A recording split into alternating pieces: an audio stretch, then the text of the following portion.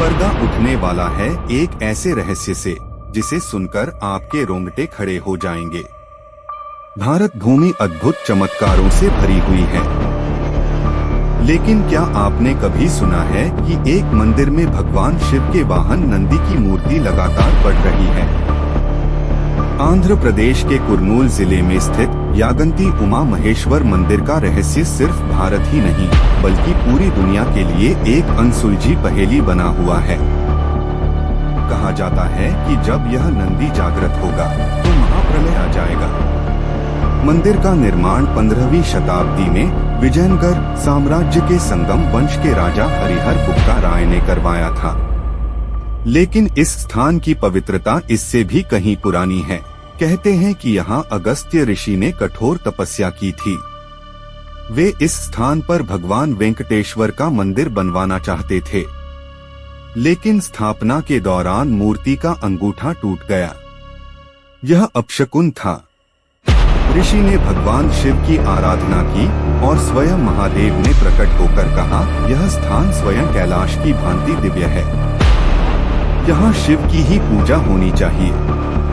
तभी से यह स्थान भगवान शिव के पवित्रतम धामों में से एक माना जाता है। बढ़ती हुई नंदी प्रतिमा एक अलौकिक रहस्य। भगवान शिव के हर मंदिर में उनके वाहन नंदी की प्रतिमा होती है, लेकिन इस मंदिर की नंदी प्रतिमा अलग है। वैज्ञानिक भी इस प्रतिमा की बढ़ती लंबाई को देखकर चौंक गए हैं।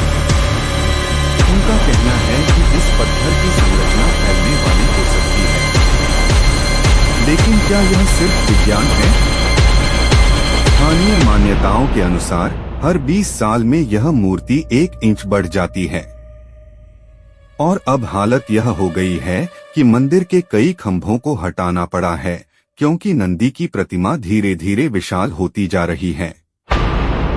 भविष्यवाणी है कि जब यह प्रतिमा पूरी तरह विशाल रूप ले लेगी तो नंदी जाग जाएंगे और धरती पर प्रलय आ जाएगा।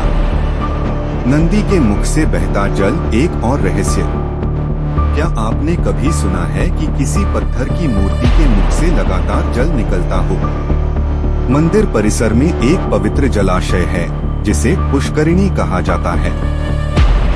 यहाँ नंदी के मुख से लगातार जल बहता रहता है। यह जल कहाँ से आता है, आज तक कोई नहीं जान पाया। कुछ लोग मानते हैं कि यह जल गुप्त भूमिगत जल स्रोतों से आता है, लेकिन वैज्ञानिक भी इस पर पूरी तरह से सहमत नहीं हैं। धार्मिक मान्यता के अनुसार जब अगस्त्य ऋषि ने यहाँ शिव की उपासना की तो यह जल प्रकट हुआ और तब से यह अनवरत बहता आ रहा है। क्या आपने कभी गौर किया कि इस मंदिर के आसपास एक भी कौआ नहीं दिखता?